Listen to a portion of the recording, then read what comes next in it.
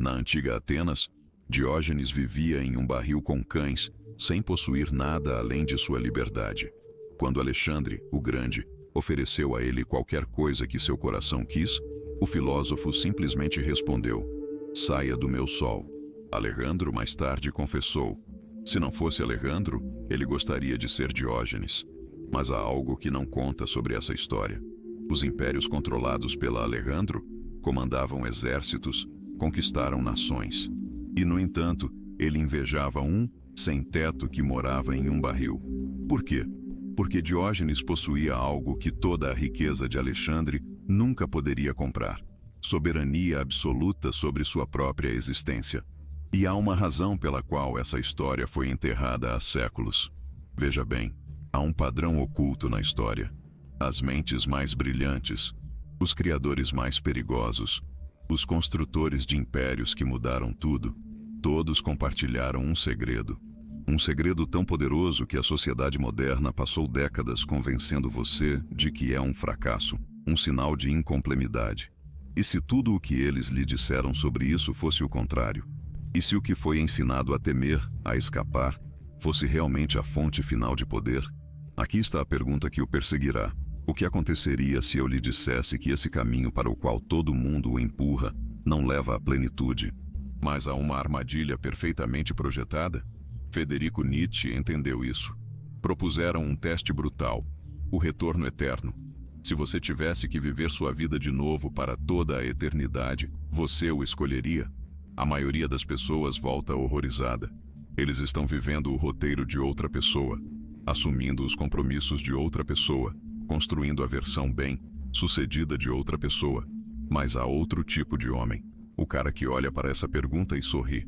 O cara que diz sim de novo e de novo. O que separa esses dois tipos de homens?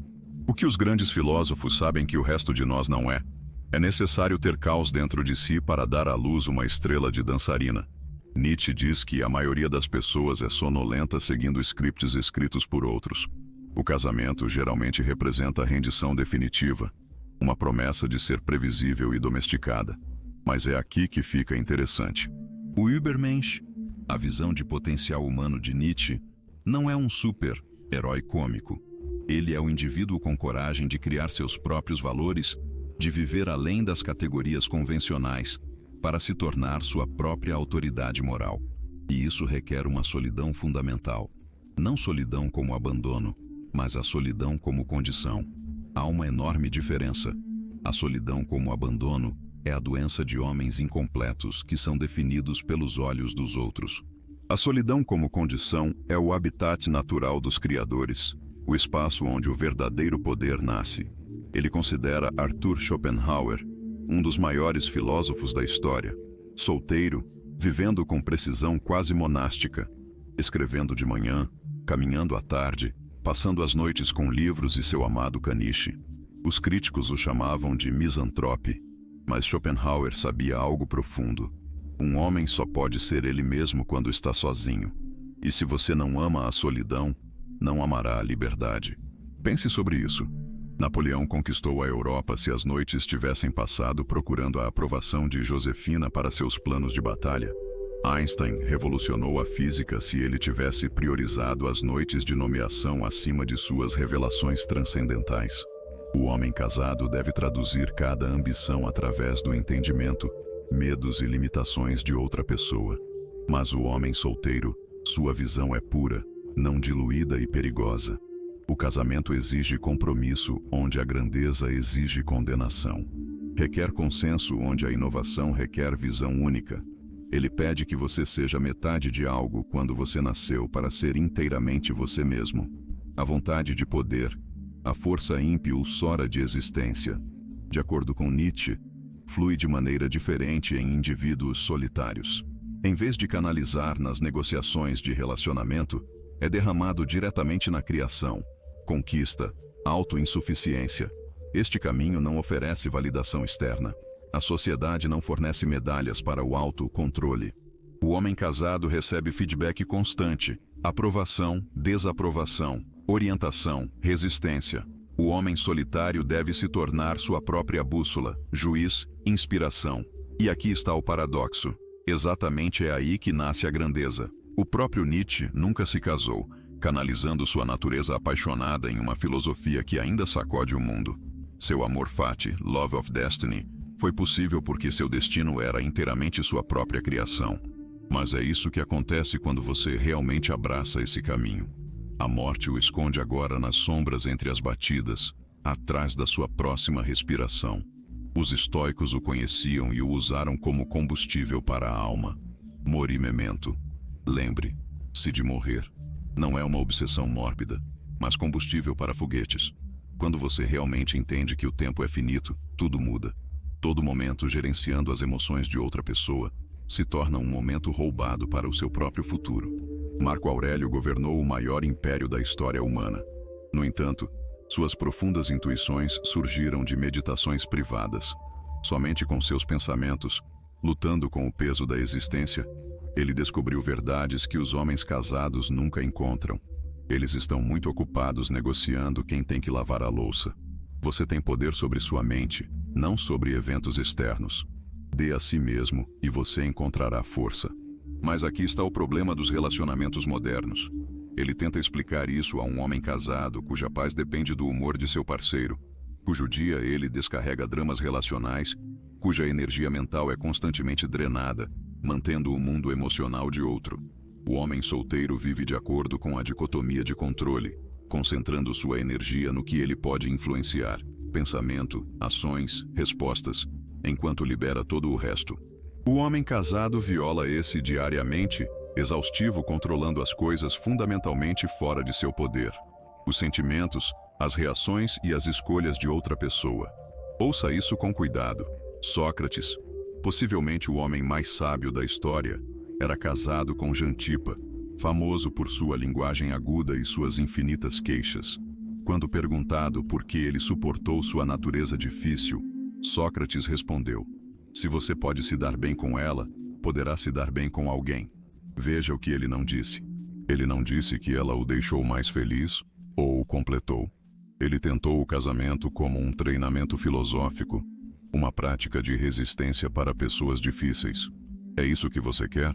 Use seu relacionamento mais íntimo como treinamento em paciência, gastando a energia finita de sua vida gerenciando o caos, em vez de criar ordem.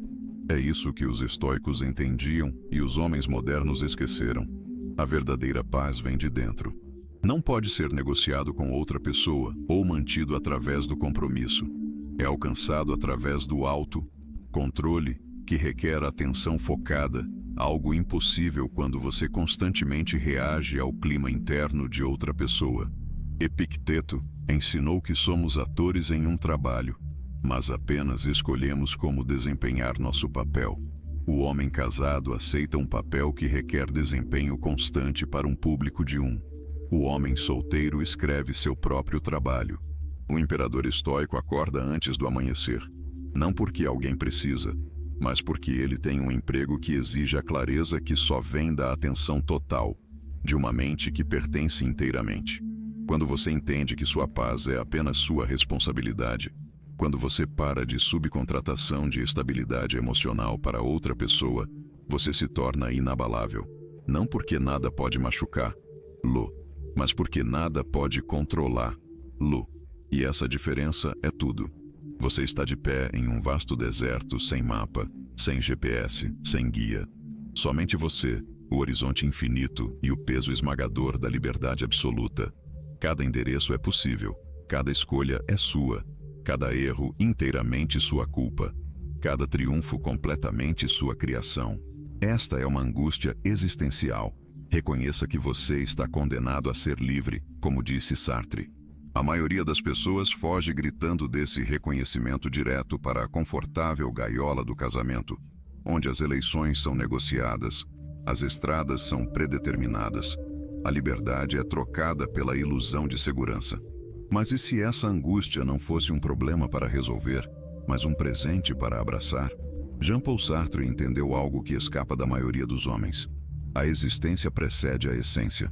Você existe primeiro e depois cria quem você é através de suas escolhas. Mas o casamento pede que você crie identidade através do compromise. através de uma negociação infinita que converte bordas nítidas em curvas suaves. O homem casado diz: sou marido, um parceiro, um jogador de equipe. Estes são papéis, não identidades. Máscaras, não rostos. O homem existencialmente autêntico diz: eu sou o que escolho ser momentâneo sem desculpas. Emily Dickinson, uma das figuras mais renomadas da poesia americana, nunca casada e da solidão, criou poesia que ainda interrompe o coração. Eu não sou ninguém. Quem é você? Você também é? Ela entendeu que rejeitar as definições do mundo é o primeiro passo para descobrir quem você realmente é. Sua solidão não estava vazia. Era pura possibilidade. Albert Camus enfrentou o absurdo, a desconexão entre a necessidade humana de significado e o silêncio indiferente do universo, e escolheu a rebelião. A única maneira de lidar com um mundo sem liberdade é se tornar tão absolutamente livre que sua mera existência é um ato de rebelião. O casamento, por mais amoroso que seja um contrato com a falta de liberdade, um acordo para limitar as opções, considerar as necessidades de outro e não a sua, para comprometer a visão para o bem da harmonia. É isso que a maioria das pessoas nunca entende. O filósofo americano Henry David Thoreau foi a Walden para não escapar da humanidade, mas para descobrir o que ele realmente precisava ser humano. Fui às florestas porque queria viver deliberadamente. Deliberadamente, com intenção, com escolha. O casamento torna a vida deliberada quase impossível. Você está constantemente reagindo às necessidades de outro, ajustando-se ao humor, comprometendo intenções. Thoreau descobriu que precisava de muito pouco para ser feliz. Uma cabine simples, comida básica, livros e a riqueza infinita de sua mente. O homem casado descobre que precisa muito mais. Uma casa que satisfaz 2 gostos, móveis que atendem a 2 padrões, atividades que trabalham para 2 personalidades. Precisa se multiplicar porque eles não são mais deles. Eles são acordos negociados. O vazio que aterroriza a maioria das pessoas, o vazio de tomar decisões sem validação externa, é na verdade o berço da existência autêntica. Quando não houver mais ninguém para agradar, considerar ou culpar, você finalmente descobre o que realmente deseja, quem você realmente é, o que você é capaz de criar. Existe uma mentira tão sedutora que até homens inteligentes a engolem. Você precisa de outra pessoa para concluir que em algum lugar, a sua outra metade, sua peça que faltava, sua alma gêmea que fará você completar. Carl Jung teria rido dessa bobagem romântica, e então ele teria explicado por que é uma das crenças psicologicamente comercializadas mais destrutivas. Jung entendeu que a totalidade não é alcançada através da adição, encontrando alguém que preenche as lacunas, mas através da integração do que ele já contém. Cada homem carrega energias masculinas e femininas, luz e sombra, desejos conscientes e impulsos inconscientes. Individualidade, tornando-se quem você realmente é, requer face, compreender e integrar todos esses aspectos. Mas aqui está a armadilha na qual a maioria dos homens cai. Nos relacionamentos, há uma tendência poderosa de projetar sua feminina interior em seu parceiro, esperando que ela carregue os aspectos emocionais, intuitivos e nutricionais, enquanto você se concentra nas partes racionais, agressivas e orientadas para os objetivos. Isso parece funcionar inicialmente. Ela lida com sentimentos, você lida com a lógica, mas, na realidade, você está fragmentando, permanecendo perpetuamente subdesenvolvido. O homem individual aprende a acessar sua própria inteligência emocional, intuição, capacidade de nutrir. Ele não precisa de uma mulher como tradutora emocional, porque ela fez o trabalho de entender sua própria língua interior. Arthur Schopenhauer, vivendo apenas com seu amado caniche, esse instintivamente entendeu.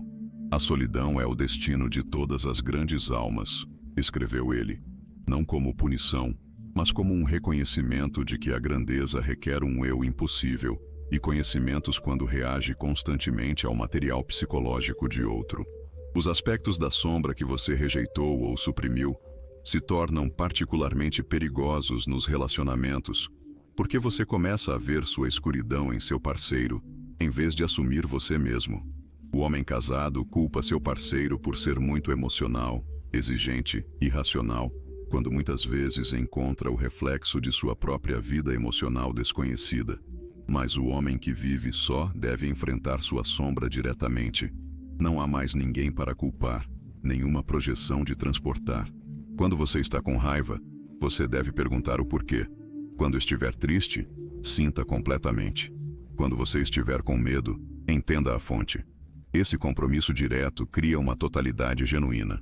Jung acreditava em sincronicidade, coincidências significativas e sugerir uma ordem mais profunda. Essas experiências ocorrem mais poderosamente na solidão, quando a mente é silenciosa o suficiente para perceber conexões sutis entre os mundos interno e externo. É isso que você muda quando entende isso. As energias arquetípicas que Jung identificou, guerreiro, rei, mágico, amante, pode se desenvolver puramente quando não são filtradas através de compromissos de casal. A energia do guerreiro do homem solteiro busca batalhas significativas, não a defesa do relacionamento. A energia de seu rei governa seu domínio sem negociações domésticas.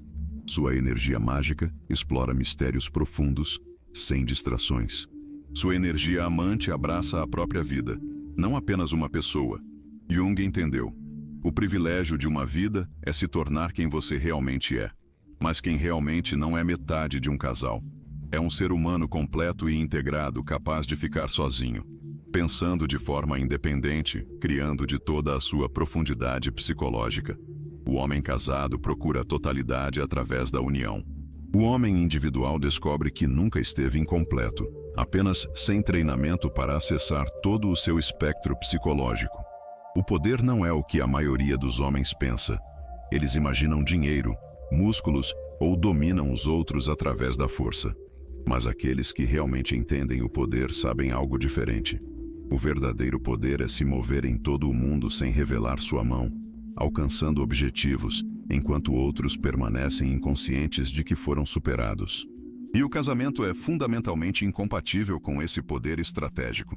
Maquiavel escreveu: todo mundo vê o que você parece ser. Poucos experimentam o que você realmente é.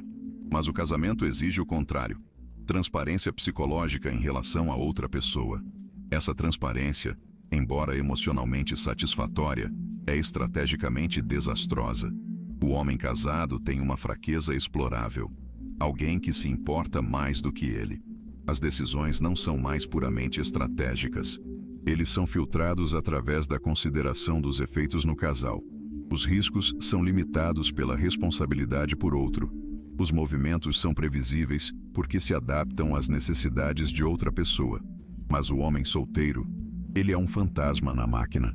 As motivações são privadas, os planos são secretos, os recursos estão completamente sob seu controle. Você pode mudar instantaneamente quando surgirem oportunidades, desaparecem quando as ameaças surgirem, atacar quando os momentos forem adequados, sem explicar a ninguém. Florence Nightingale entendeu isso intuitivamente. Quando ele foi pressionado a se casar, ele escreveu: eu tenho uma natureza intelectual que requer satisfação. Tenho uma natureza moral ativa que requer satisfação e que não encontraria em sua vida.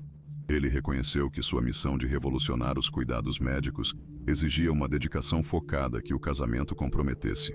Eu precisava viajar para qualquer lugar, trabalhar com alguém, desafiar qualquer autoridade sem considerar como as ações afetariam o conforto de um marido. Sua solidão estratégica lhe permitiu salvar mais vidas do que qualquer mulher casada de seu tempo, porque sua eficácia não foi diluída por preocupações domésticas. É o que acontece quando você mantém a opacidade estratégica. Ayn Rand entendeu isso quando criou heróis como Howard Roark, homens cuja visão era tão pura, tão intransigente, que não podiam ser influenciados pelas opiniões ou expectativas dos outros. Eu nunca vou viver para o bem de outro homem, nem perguntarei a outro homem que vive para o meu. Isso não é crueldade, é clareza. O homem que vive por outro proporcionou lealdade primária à sua própria visão, missão, potencial. Tornou-se um satélite orbitando as necessidades de outro em vez do centro de seu próprio campo gravitacional. Nos negócios, política, qualquer campo em que a realização real seja importante, os operadores mais eficazes mantêm o que Maquiavel chamou de opacidade estratégica. Eles revelam apenas o que serve aos propósitos, mantêm várias opções, evitam compromissos que limitam a liberdade de movimento.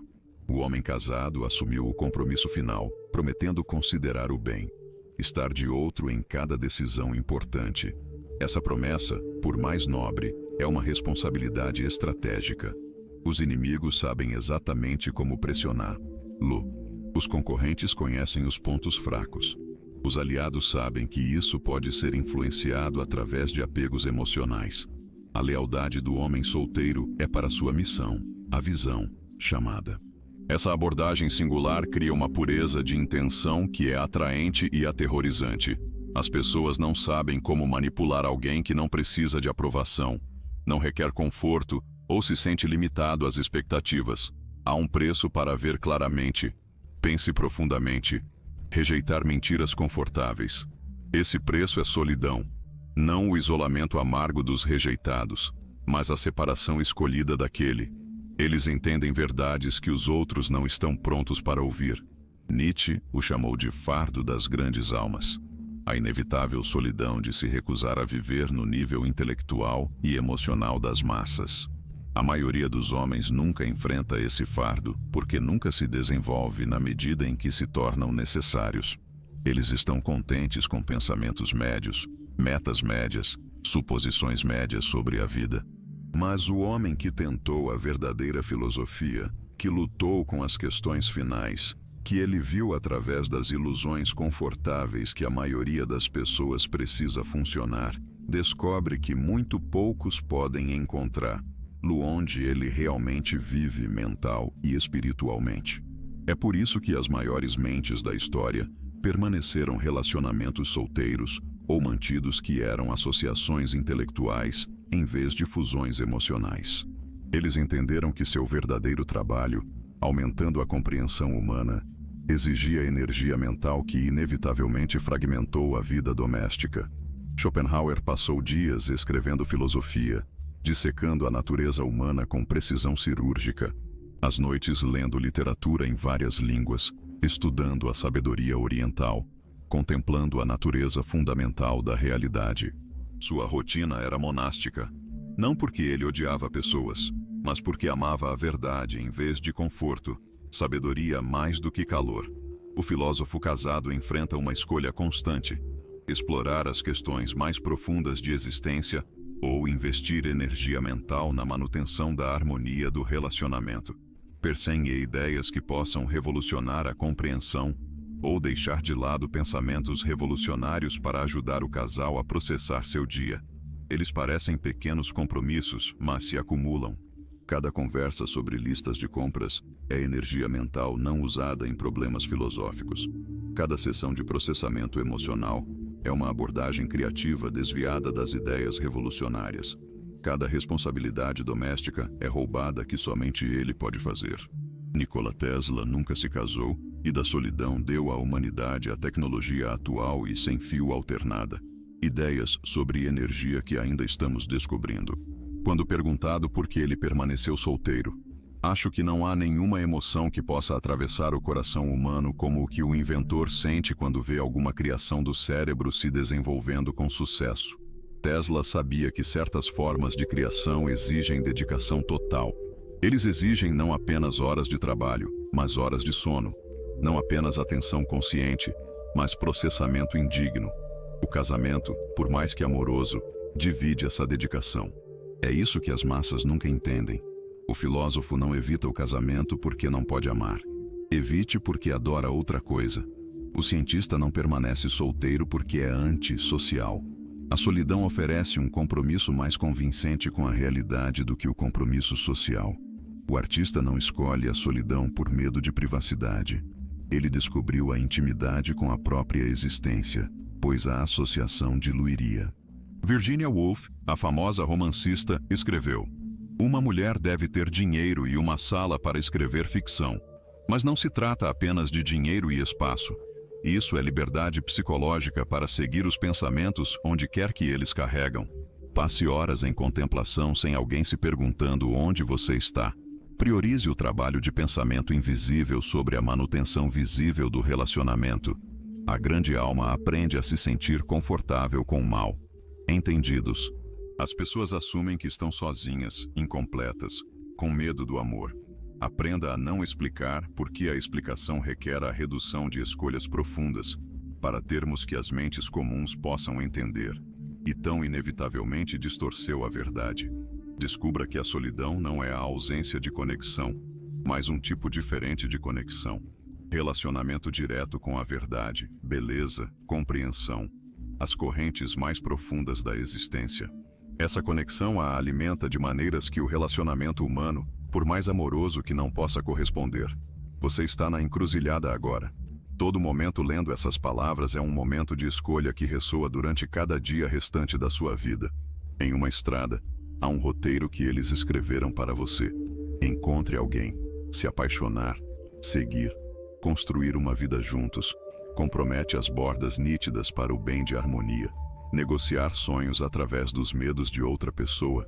Tornar-se metade de algo no lugar de tudo você mesmo. É adorável. Milhões o seguem. Promete calor, companhia, o conforto de nunca enfrentar o vazio sozinho. A sociedade aplaudirá. A família ficará aliviada. Amigos vão celebrar seu casamento. Você terá alguém com quem dividir as faturas, processar emoções, culpar quando a vida não resultar conforme o planejado. E você vai se perguntar todos os dias para o resto da sua vida que poderia ter você com despeje se você tivesse sido corajoso o suficiente para enfrentar o outro caminho. Dessa outra maneira está algo mais raro: tornar-se quem você estava destinado a ser. Sem desculpas, sem obrigação, sem precisar da permissão ou compreensão de outro. Esse caminho não oferece garantias, exceto uma: você pertence inteiramente a si mesmo. E daquele pertencente, você pode criar algo que dura além da sua carne, algo que muda o mundo, algo que justifica a audácia de nascer. Nietzsche alertou: é necessário ter caos dentro de si para dar à luz uma estrela de dançarina. Mas o casamento é fundamentalmente anti-caos. Trata-se de estabilidade, previsibilidade, harmonia, coisas bonitas, mas não o chão onde nascem as estrelas da dança. O dançarino emerge do homem que abraça o caos da liberdade absoluta, que pode estar no vácuo sem precisar de alguém para pegar sua mão, que cria significado do nada e do propósito da possibilidade. Marco Aurélio escreveu: apenas presente. Mas o homem casado não pode. Ele está constantemente negociando o futuro com o outro, gerenciando padrões de relacionamento retirados do eterno agora, pelas demandas de manutenção do casal. O homem solteiro tem acesso à presença, uma qualidade impossível no relacionamento, atenção total, abordagem pura, energia fluindo para propósitos escolhidos sem ser desviado pelo manejo emocional, responsabilidades domésticas ou a manutenção da harmonia com o humor de outro. Jung prometeu: o privilégio de uma vida é se tornar quem você realmente é. Mas tornar-se quem você realmente é não é um projeto de grupo. Não pode ser feito em consulta com um casal. Não pode ser negociado ou comprometido. É um trabalho realizado apenas no laboratório de etiquetas, por meio de compromisso direto com sua própria psique e potencial. O mundo vai chamá-lo de egoísta. Deixe-os. Enquanto eles negociam sonhos em aceitabilidade, você construirá impérios a partir da matéria, prima de atenção total. O mundo o chamará incompleto. Deixe-os. Enquanto eles procuram a outra metade, você descobrirá que está sempre completo. O mundo vai chamá-lo de solitário. Deixe-os. Enquanto eles gerenciam as emoções de outro, você comunicará com força que eles não podem perceber. Esta não é a maneira mais fácil. A maneira mais fácil está cheia de casais tirados pela mão, compartilhando responsabilidades, dividindo contas. O caminho fácil oferece conforto imediato em arrependimento a longo prazo.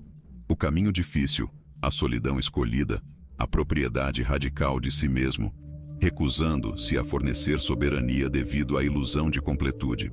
Esse caminho percorre poucos, mas aqueles que o viajam descobrem que o verdadeiro poder não vem de ser escolhido por outro, mas para escolher tão completamente que o mundo não tem escolha, a não ser reconhecer sua soberania. Isabel: eu escolhi a si mesma. e construiu um império que sobreviveu a cada casamento de seu tempo. Tesla escolheu um raio em sua mente e deu à humanidade o mundo moderno. Dickinson escolheu o infinito dentro de si e criou versos que ainda param de corações. Estes não foram acidentes ou tragédias. Eles eram eleições conscientes e deliberadas para priorizar o futuro sobre pertencer, a criação da companhia, a soberania sobre a segurança. Agora, a escolha é sua. Sua alma precisa saber o que você é capaz quando nada o impede, quando ninguém limita seu alcance, quando a força total do seu potencial é direcionada a propósitos que acendem seu sangue. Se você veio aqui, algo dentro de você já mudou. Este não é o fim da sua viagem. É aqui que realmente começa.